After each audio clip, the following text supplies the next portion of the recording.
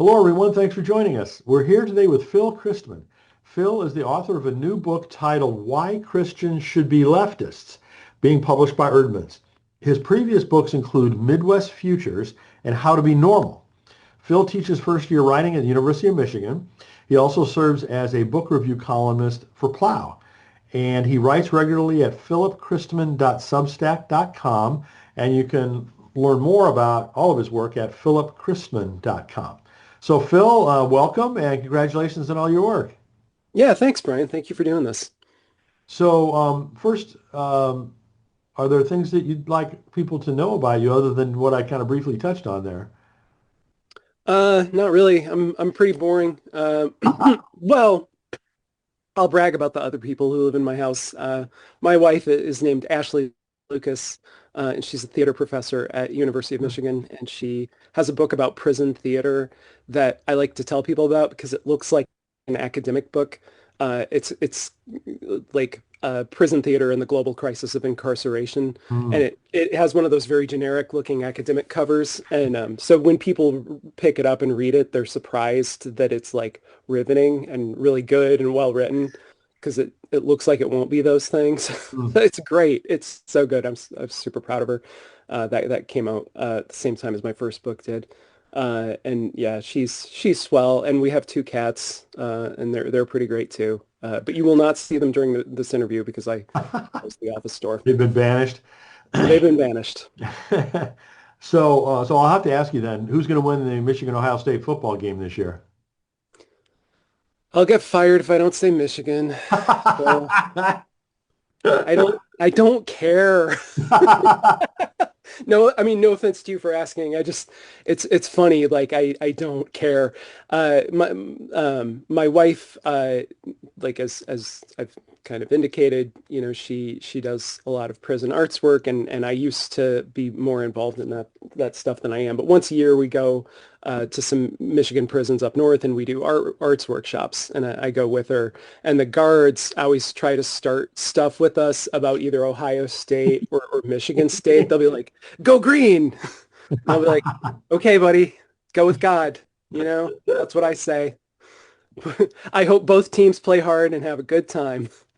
Well, I mean, between Michigan and Ohio State, Penn State, Notre Dame, all those universities that are geographically clustered or kind of they're the southeastern United States, kind of the focal points for the overhyping of college football. We need something to make us, in the Midwest, we need something to make us feel good about the coming of fall and winter. Ah. Because other we need to make fall as exciting as possible because otherwise it just means, oh, pretty soon I'm going to be shoveling 20 hours a week.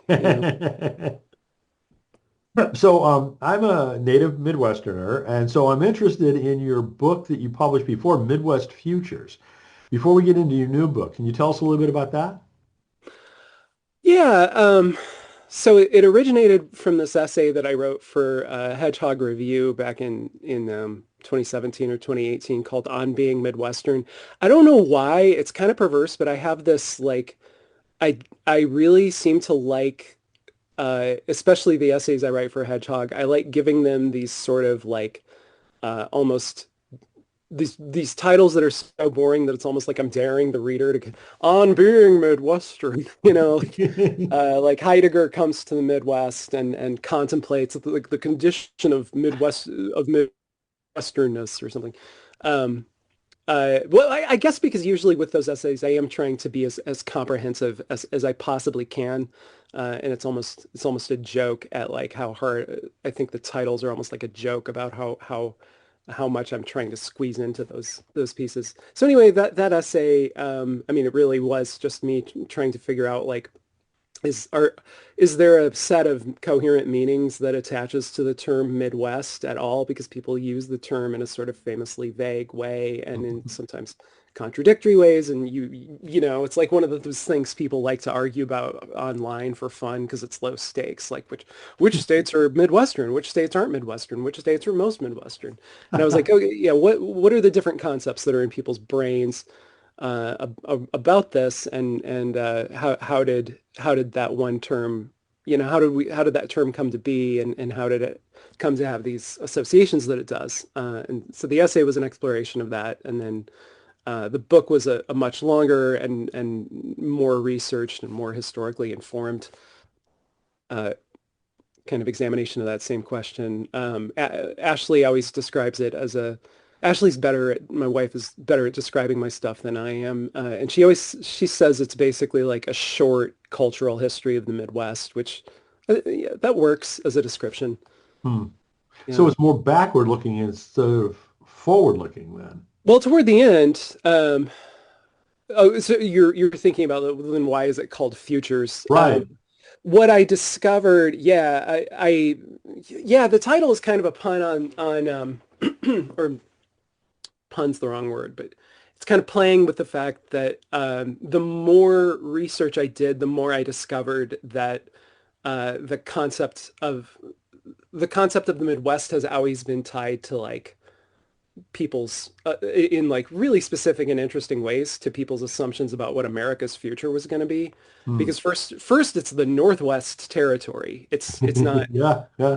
the old Northwest Territory. It's it's basically what because of all the land claims that people like George Washington and others are making on it that are like not being overseen by anybody. So you have like a bunch of overlapping claims to the same land.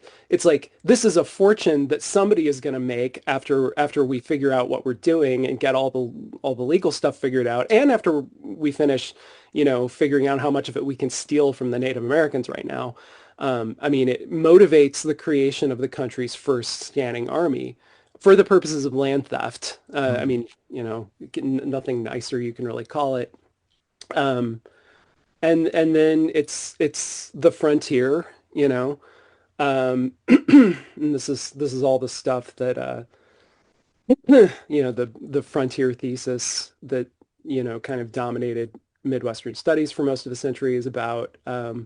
It's like in the 19th century, the Midwest was seen as like the kind of like the future, Hmm. the cool futuristic place, and it really was. The place was really kind of seen that way until the early 20th century, and then it like and since then, Midwestern culture has had this sense of being like a spoiled or curdled or abandoned future um, that that has kind of clung to it. So the idea of the future has continued to like haunt the Midwest in one way or another, and it still does. I mean, I just read a headline that the UK anticipates having some trouble with water supply in the near future, which is unthinkable, Hmm.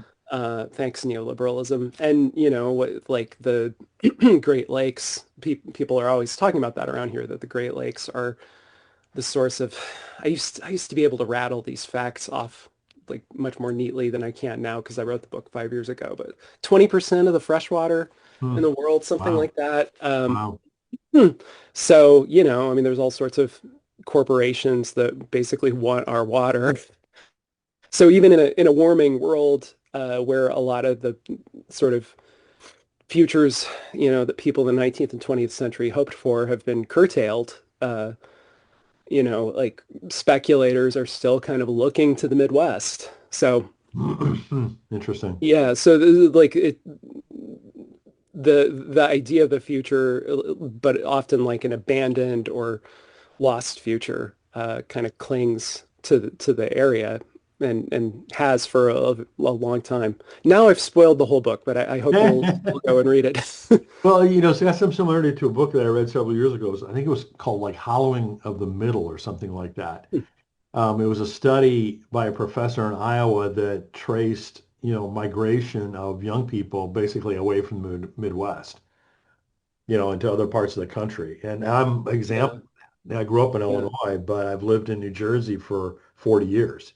yeah, yeah, And not that I don't like Illinois, I like it a lot, but it's just, kind of symptomatic of the change of what that area was like when I grew up there. yeah, Uh, in the 60s and early 70s to, the small town that was near where I grew up led the nation in unemployment for several years. It was just really bad. So, yeah, but yeah. anyway, I still, cling to the hope that in general, you'll turn around. Things will get better, Yeah. in the Midwest. But in any event, let's get to your new book now. We Yeah. talked Yeah. now about the old one. As I mentioned, the title is Why Christians Should Be Leftists. So how did this book come about? So Lisa Ann Cockrell at Erdman's actually, I mean, I don't mean this as a humble brag, but she basically asked me to write it. Wow, I cool. was, yeah, I think it was after How to Be Normal had come out, and was like, was kind of working on something else for Bell at the time that ended, didn't quite pan out, and I was just kind of like figuring, like, okay, what do I want? What do I want to do now? Like I've proved to myself that I can finish a book that, like my ADHD can be kind of held off long enough to actually finish something. Like what else can I do? What do I want to do next? And Lisa basically pitched me on the idea of um, writing the book that kind of says to people who, maybe 20 or 30 years ago, they were part of the kind of informal covenant between the evangelical world, which I grew up in, and which Erdman's used to have like more connections with than I think it does now with the Hmm. polarizing things over the last 20, 30 years. You've kind of had to pick sides more. But yeah, so people who were kind of part of that alliance between conservative politics and evangelicalism, um, who have found themselves kind of reconsidering that relationship over the last 20 years, which I remember, there was a lot of that. I mean, people have forgotten about it now, but there was a lot of that around the time of Obama's first campaign in 2008. Um, not to like defend Rick Warren in any way. I mean, the guy always creeps me out, but like he hosted a debate because he was as a way of kind of signaling like that he was mildly Obama curious, and a lot of my Calvin College friends were super in the tank for Obama. I wasn't at Calvin then, but like, people I'd graduated with, people I knew from that era. I certainly was. I had very high hopes for that guy, but mostly didn't pan out. Uh, and so and then kind of since that time, a lot of people in that world have rethought their attitudes towards sexuality. Maybe someone has a gay son and has to rethink. How bad do I really think this is based on like 4 to 6 passages in the Bible that are often kind of um, like Misused? definitely misused, and also just like Paul is clearly in the middle of something and doesn't fully explain what he means, Hmm. you know, like he's in a hurry to make some other point. Yeah, kind of in passing and casual and not super clear to me, or with the with people's revulsion at Trump's misogyny and the grab them by the what tape in 2016, and Me Too.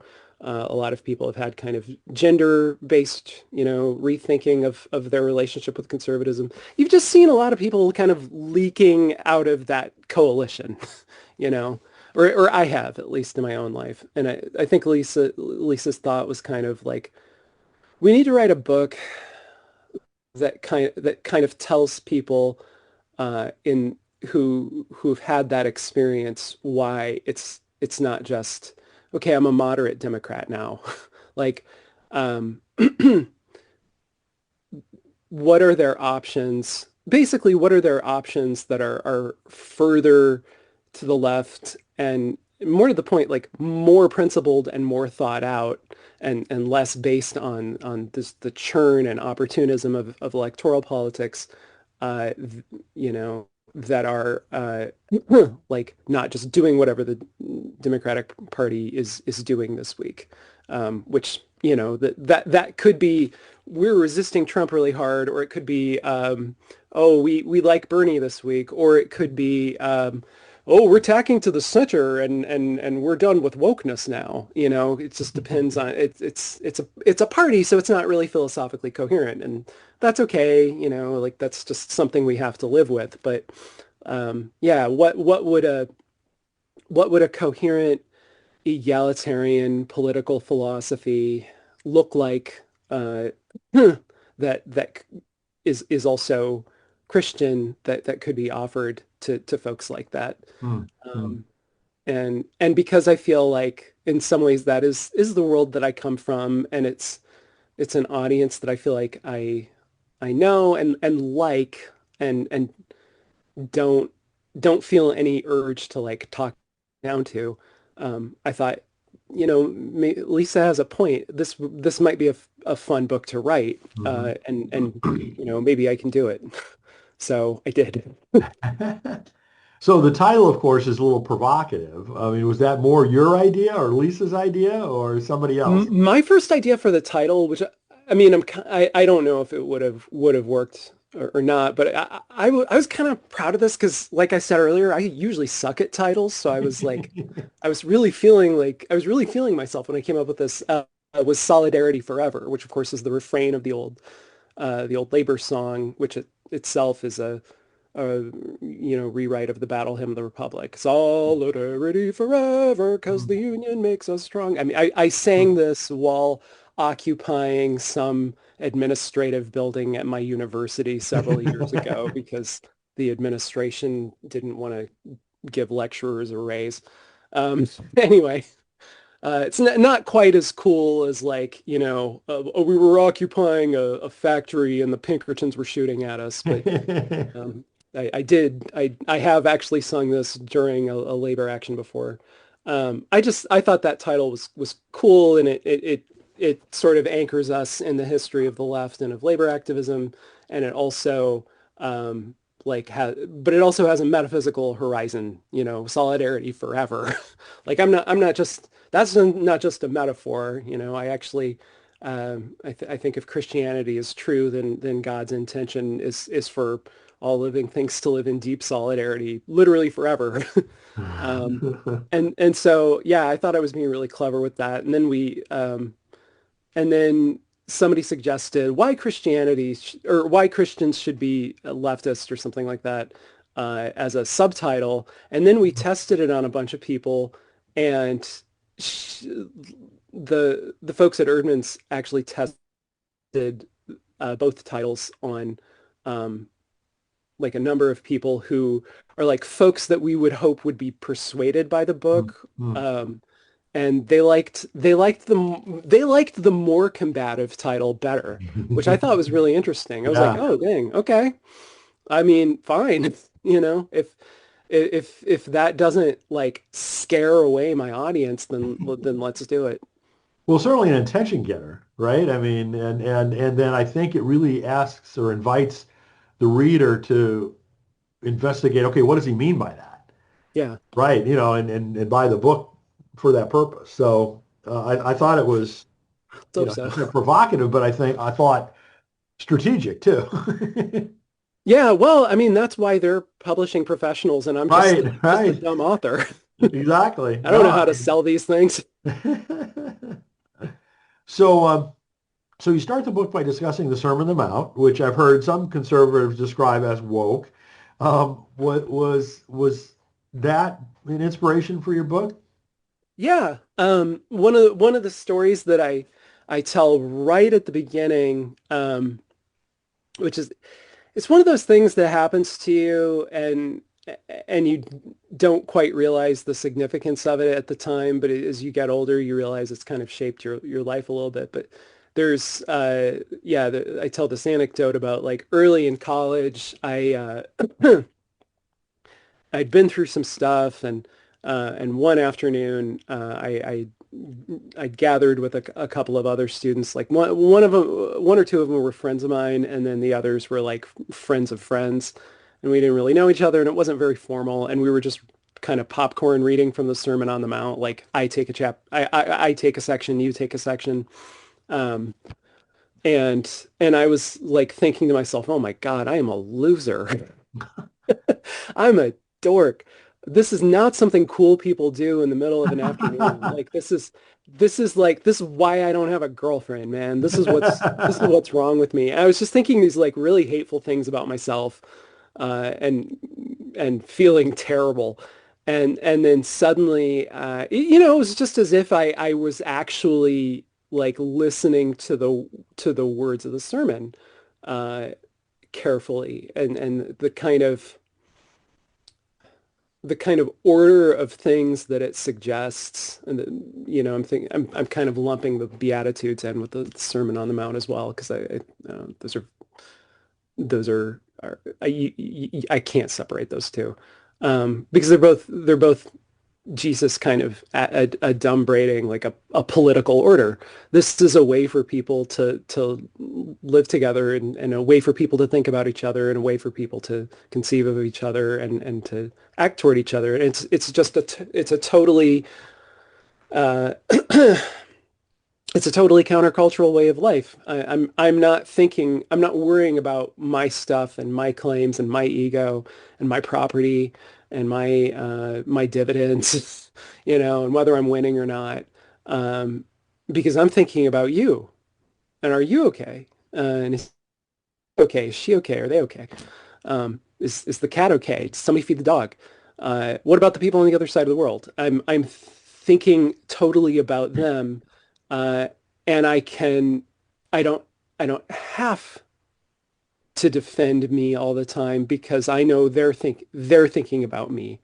Um, like what I need is being looked out for by them, and that frees me to look out, for them.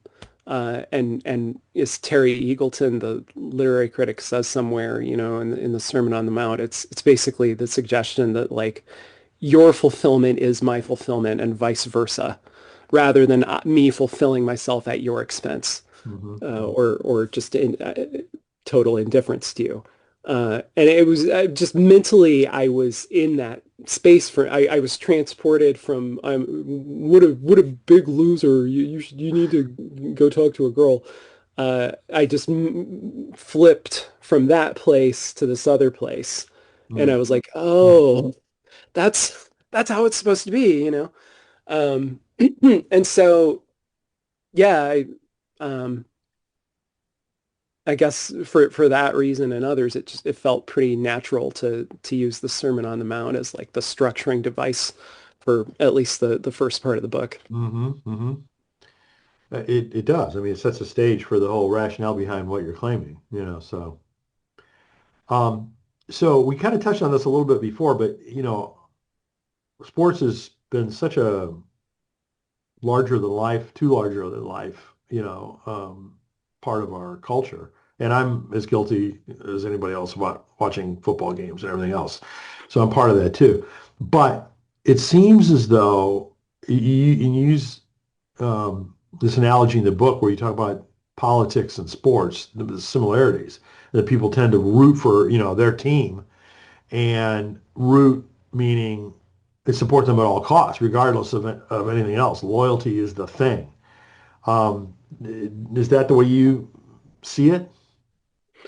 Um, yeah, I mean, it's funny because like, especially with electoral politics, some amount of that becomes uh, really impossible to avoid. Like I've already alluded to the fact that I'm not in love with the Democratic Party, but I'm also not one of those like leftists who didn't vote in 2020 or 2024 because, well, it's just nice neoliberalism. Like it is that's correct, but I still voted against Donald Trump because vote like being against the other guy or being for your team. I mean, either way, you kind of end up in the same place. Um, and practically, that's hard to avoid. Yeah. Like Yeah. it is. I mean, Trump is occupying Washington, D.C. right now for no reason on the most trumped up fake, no pun intended, fake basis. And it's very scary. And would I literally give any of my limbs to get rid of him right this second? Absolutely. That would be a bargain. Am I very, very dedicated to doing anything in my power to make sure that he doesn't retain power. Sure.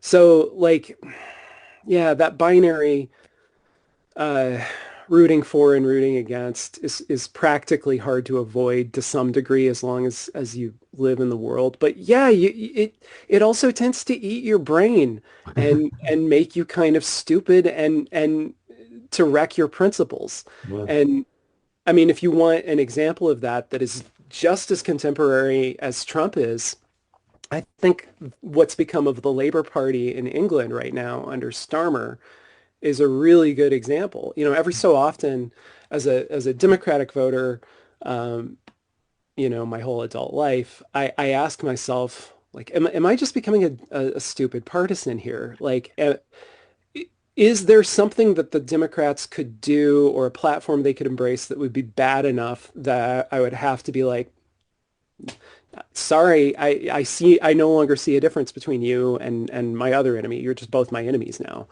I think it's important to be able to at least imagine that. And I mean, one answer to that question was in 2020 when Michael Bloomberg briefly threw his hat into the ring. That guy sucks. You know, it's like a sexually harassing billionaire versus a sexually harassing billionaire. I don't know. Do I bother? And I think labor under Starmer it's so anti-immigrant. It's so racist. They're so just like they're like I picture a lot of Labor MPs getting up in the middle of the night to draft new ways to be mean to trans Mm. people, you Mm. know. Like I don't know, are they any better than the Tories? I genuinely can't tell. Um, so yeah, I mean, like there's something about the logic of like these binary contests where um, I think there's I don't know it's easier for a kind of fog of war to descend and for people to lose track of their principles and what they're really fighting for. And so I think you need like a larger and more coherent political philosophy so that that doesn't happen to you to the same degree. You know, to like at least prevent the worst outcomes of that kind of binary thinking. Did that make sense? Yeah, yeah, yeah, absolutely. So you also say in the book about the need to shake up the entire playing field, and this follows on what you were just saying. So I like one phrase that you use that we are all making constrained and strategic choices within a bad situation. The question that I always jump to myself is okay, what do we do about Yeah. it? And so, I mean, do you have Yeah. any suggestions about, okay, what do we What do? the heck do we do about it? Yeah, well, that's the question I'm always asking myself. I mean, you know, this book is terribly abstract in some ways. It's like, here are what I think the right principles are. Because I mean, I do think that's worth establishing. Um, but it's somewhat deficient in practical advice. Because if I knew what everybody should be doing right now to get rid of Trump, I would write that book. And I wouldn't wait for it to be published. I would like post it on the internet right now. I would like hang it up on telephone poles. I would get it out by every possible means. I do so I don't know if I don't know if you saw any of this discussion, but I right after the no you know right after November and for a couple of months afterwards, people talked a lot about the right's capture of the media sphere. And there were a lot of chat of Yeah, yeah, charts that went around with like, yep. this is Joe Rogan's audience, you know, and this is some other lunatic's audience and whatever. And this is the biggest left streamer, and this is Chapo Trap House's audience, and it's like we've got to compete here. And I've been thinking a lot about the strategic problem of like, do we try to, you know, as the phrase goes, do we try to find the left-wing Joe Rogan and put a lot of resources into propping that person up, or is the solution that kind of all of the unclaimed areas in those charts, like all of kind of the background of the chart that doesn't have anybody covering it, we try to sort of capture that with our own smaller projects that are less resource intensive. In other words, can the left can the left best fight back by trying to capture or either capture large institutions that we can put to work for us, or build large, powerful counter institutions that will do the work for us? Or do we each claim like the patch of ground we're standing on as completely as we can and try to win that way, if that makes sense? Um, and I guess I still don't feel like I feel like I go back on and forth on that incessantly, but I do think, and maybe this is just my Calvin College education talking and all that reformed stuff about find your vocation and, like that Frederick Buechner quote everybody Right, loves. right, absolutely. Your calling is where your the world's deep hunger and your deep satisfaction meet, or whatever. But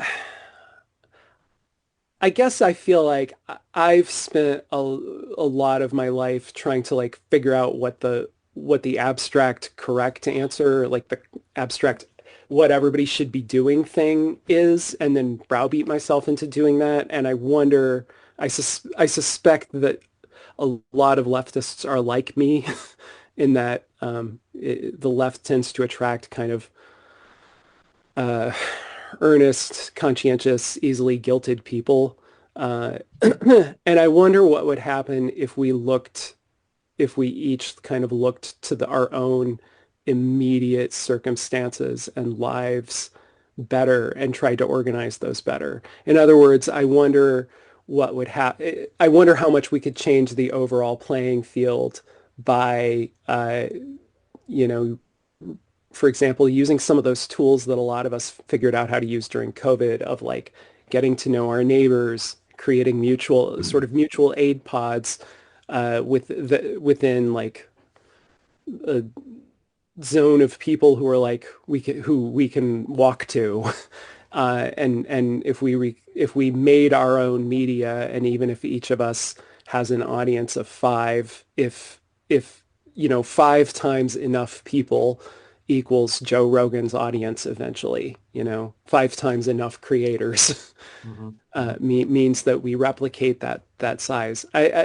That's the direction in which I tend to find myself thinking these days. So it's like, um, which of your neighbors hates and distrusts ICE as much as you do? Which of your neighbors is as ready to like get out in the street and throw a sandwich, when ICE comes to your city as you are? Which of your neighbors agrees with you that your blue city needs more housing that's been getting blocked by all these like NIMBY Democrats that every blue city has? Which of your neighbors is like willing to like march in the streets to like bodyguard people who are maybe going to be targeted by Nazis or Proud Boys? Um, is there a union at your workplace? Can you and three of your friends start one? I mean, just stuff like that. Hmm. Hmm. Interesting. Well, I have a little bit of a, theory on this, which is that the Democrats should be targeting the middle more. That's a swayable audience. And so one of the problems I'll say a little bit that I have about your book is that it's more ideological. And, as you said, you're trying to paint what you consider to be an ideal situation. And there's value in that, no question about that. But in terms of the practicality and usefulness of it, of convincing people that are, I'll say moderate Republicans, for lack of a better term, or at Mhm. least people in the middle that are in theory convincible, I'm not sure that, you know,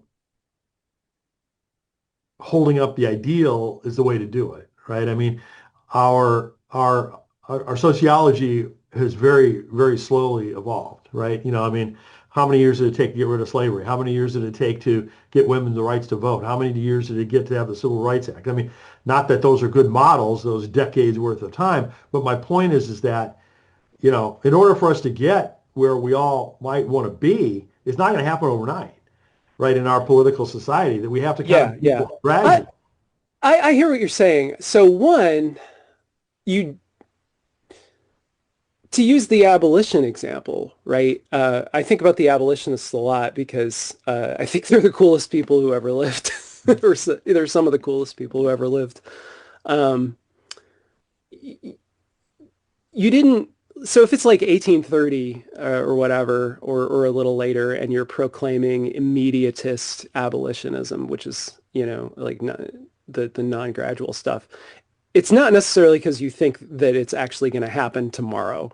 It's because like part of the process that you describe that always takes too long, but sometimes that's what we're stuck with, is people saying like the thing that is principled but sounds a little crazy, and is ahead of where everybody else is. I mean, that just is part of that process. You get a President Lincoln in part by having, you know, uh, Sumner and uh, yeah, Charles Sumner and like Frederick Douglass and Sojourner Truth and all these people who are saying things that are like a little unpalatable for Lincoln, so that Lincoln in turn say things that are a little unpalatable to his audience. And you have people pulling at various ends of the various positions on the rope in the tug of war.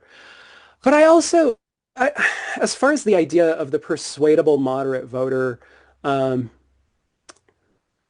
I mean, I read different things that don't all agree with each other about like what does the median American voter think, or is there such a thing, or are there like five different people that we should think of as compositely making that up, or 500 people. But I do think that you can look to the success even of someone like Zoran Mamdani lately, as an example of the fact that sometimes people who are theoretically, like ideologically really far away from you will respond to you really well. Not only will they respond to you really well if you're forthright about what your deal is, and if you're principled, and if you seem like you care. Like if your principles are the right principles. I mean, uh, people get the idea that Zoran like genuinely cares about all New Yorkers, including the ones who are not where he is politically, and that comes through and that appeals, right? That in itself can be appealing, uh, and not only can it be appealing, it can be more appealing than the person who kind of presents themselves as like moderate and willing to compromise, like right out the gate. I mean, like I think if you did issue by issue surveys, I don't know if the majority of like the New York City electorate would agree more with Zoran or more with someone like Andrew Cuomo, but Zoran's earnestness and like just how principled he is and how willing to engage he is and how willing to fight Trump at a moment when even a lot of moderate Democrats and moderate Republicans are very angry at like the like Schumer, the kind of rolling over style of Yeah, the yeah. Democrats. Uh, that like that appeals more than people expect. One of the people who I've been really shocked to find myself like reading and liking and valuing, and at first it turned my stomach when I realized that it was happening, since the election, is Bill Kristol. I Yeah, was yeah. Yeah, I I was subscribe to his newsletter also. Yeah, yeah. The Bulwark is a good publication, and just immediately after Trump won, I mean, the New York Times is like, "Oh, Trump really has a mandate," and this is after a couple of years of just running every puff piece they can on dissident, anti-woke intellectuals. That's where the New York Times was. And the Bulwark was immediately like, we must destroy this man. And I was like, wow, dang. And I re-upped my subscription to them immediately. And like, I hated Bill Kristol for years because I was against the Iraq War, which is a long way of saying I was right. You know, like not to be I don't mean to be a jerk about it, but it was really frustrating. It was so obviously the wrong thing to do, and it was so obviously going to be a disaster. And then it was, and it brutalized uh, Iraqis most importantly, but it made our society dumber and crueler and cruder and more violent. Uh, and it was awful. And he was one of the biggest cheerleaders for it. And I hated that guy's guts. And I mean, at this point, the Bulwark, which is his magazine, basically shows they seem more open to like leftists who will fight than to Democrats who are going to fold. Yeah, yeah, yeah. I think, So you know, another I one. think I think there are a lot of sensible moderate voters out there, and like to boil this all down, I think one thing is that sensible people respect somebody who has principles. So another one in that same genre is Charlie Sykes, right? Who was part of the Bulwark and now is doing his own thing. Yeah, I And haven't kept up with him post Bulwark, but yeah, my impression is he's no weakling when it comes to no, reporting. no, he's a similar, kind of former conservative Yeah. Republican podcaster. I mean, for years and radio personality or whatever. Mhm. And very much, I would say, doesn't even have some of the baggage that Crystal has relative to being a war hawk, for instance. But in any event, just kind of going back to like some of your examples, like you talked about abolition. It's like if we had some stake in the ground like that, that was just so bad, so abhorrent that even though, um, it may be very, leftist or whatever you want to say, controversial in those days, that was enough to pull people over, right? So, what do we have that's analogous to that today, right? What is the positioning that a far left could take that would draw that many people? And I don't really see it, right? I don't know Hmm. what that would be.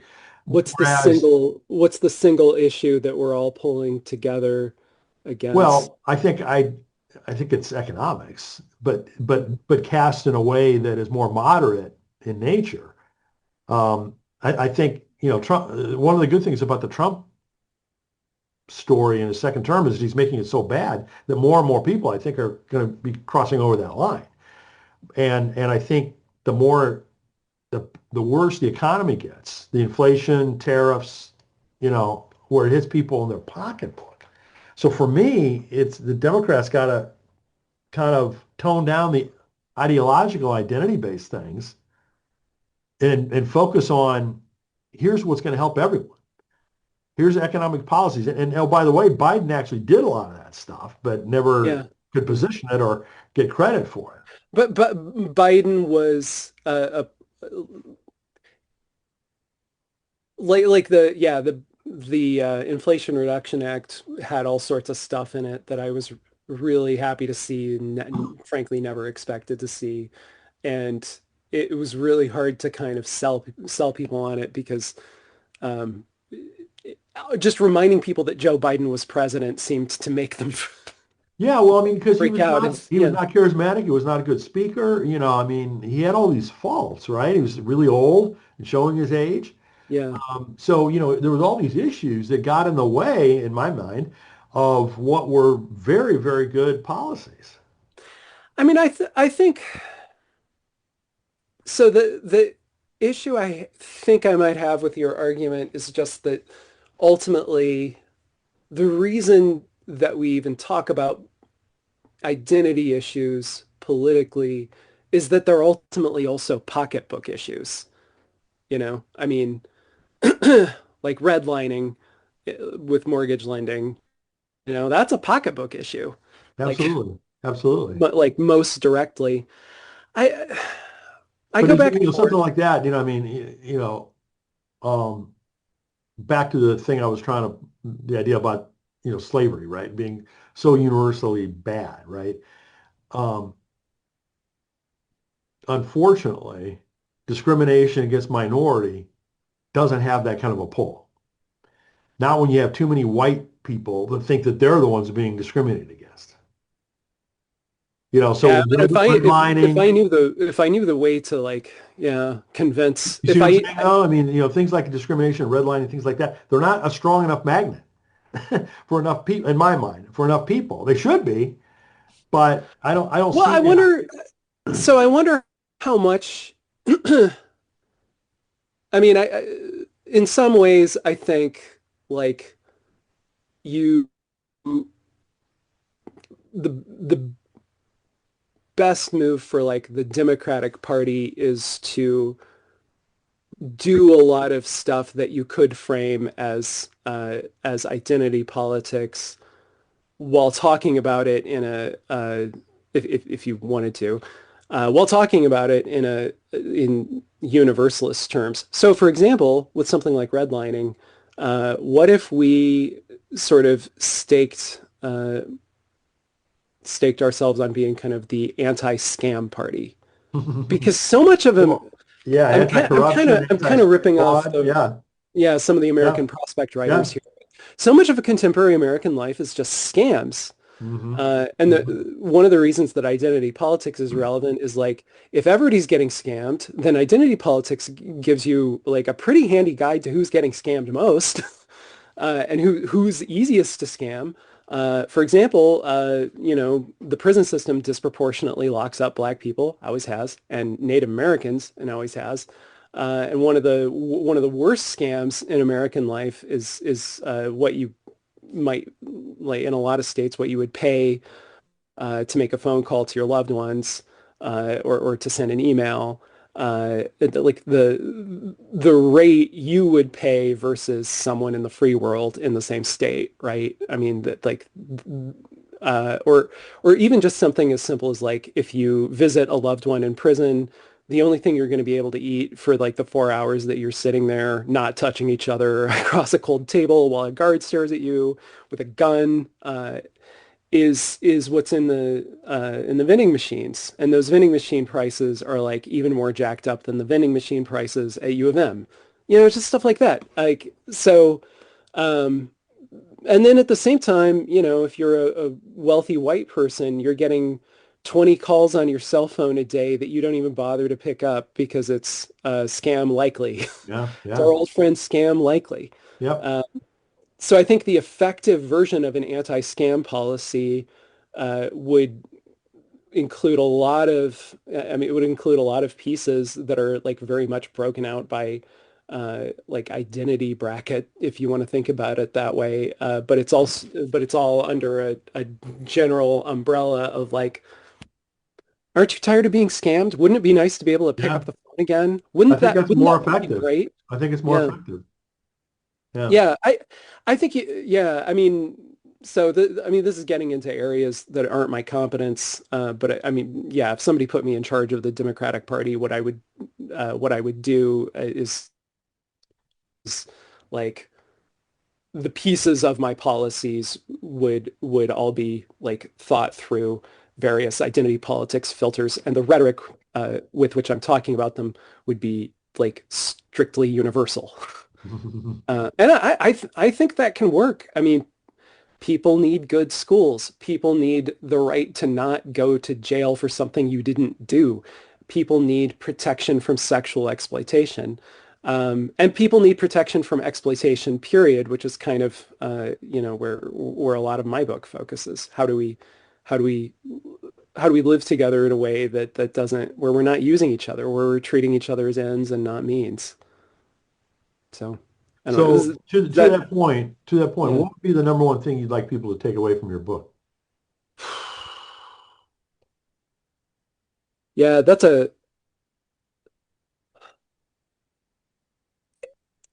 it's hard to answer because have I had several very different readers very specifically in mind the whole Hmm. time I was writing. Hmm. Um, I mean, in one way, the book is like written as me trying to explain how I came to where I am politically, to my Republican family. And then in another way, the book is me trying to explain to like moderate liberal women that I go to church with why I supported Bernie Sanders over Elizabeth Warren, and that's actually about him. And you know, so Interesting. it depends a Interesting. lot on the reader. Um, but I guess the main thing is that I Christians who want to over spiritualize their Christianity to the point where it has no political implications, I want this book to make it harder to do that. I want I like them that. I want them to realize that, like Jesus Jesus wants a world where we're all fed, um, and not just metaphorical food. He Hmm. wants your neighbor to eat like actual food. And at the same time, I mean, Christians who are leftish and who tend to think that maybe theology is kind of abstruse up in the cloud stuff, and as long as we're taking care of each other, that's what matters. I mean, I often find those people more sympathetic than the first set of people, but I think they're missing out too. I think I think the more Christian theology I read, the more coherent and practical my politics become, and vice versa. I think these things feed each other. Hmm. So Hmm. maybe, yeah, maybe if there's like one overall message I'd like everybody to get, it's something like that. Cool. Cool. Well, I know you're in the midst of, launching a new book, which is a big deal and a lot of work, but are there any future projects that you can talk about at this point? Now I'm in the very early stages of what might turn out to be a terrible novel. Um, Yeah, I don't want to start talking about it too much because if what if it sucks? I've written three books of nonfiction. I don't, but and my MFA is in creative writing fiction, but Ah. you know that just means I could write a novel that was good enough that they'd give me a degree. That doesn't that doesn't mean it's any good.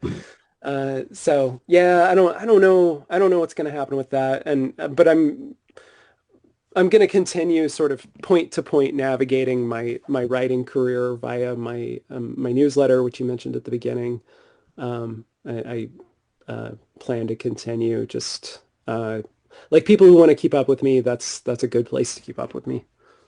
Well, I don't know if you saw this, recently Brian McLaren just crossed that same chasm, right? He published his first novel. I didn't know that. Yeah, yeah. I'm going to interview him in a couple of weeks. It's called The Last Voyage, and it's kind of a, you know, dystopian future science fiction Hmm, type of thing. It's really good, really good. nice. So, it is possible to, make that jump. Yeah, a lot of my favorite writers have made that jump. So I guess I feel like, I mean, uh, David Bentley Hart has been writing. I mean, he's always written fiction, but he's been writing more of it recently, and I'm a big fan of his too. So Well, look yeah, at Beekner too. I mean, and he's, like in the I know. category above any of us, right? So it's hard to use that analogy, but I mean, boy, his ability to jump between genres and do them all well, it was just incredible. I feel like for Buechner, the sermon was like the mediating form because the sermon, like there's an argument and you're dealing with a certain, like factually, what is the root of this Greek word that I'm in the text I'm preaching on, but there's also always a narrative shape to it. And I think he was so good at the sermon Yeah, yeah. that he was, yeah, but oh, one of my greatest regrets in life is not becoming prominent enough as a writer early enough to like make friends with Frederick Buechner Mm. before he died. I loved that guy so much. His work was just absolutely Yeah, amazing. No question about that. yeah. Well, again, the title of Phil's new book is Why Christians Should Be Leftist. Please check it out at philipchrisman.com, and the Substack address is philipchrisman.substack.com. Yep. So, Phil, thanks so much for doing all this work and for joining us. Really appreciate it. Yeah, thank you, Brian. I really enjoyed the talk. Same here.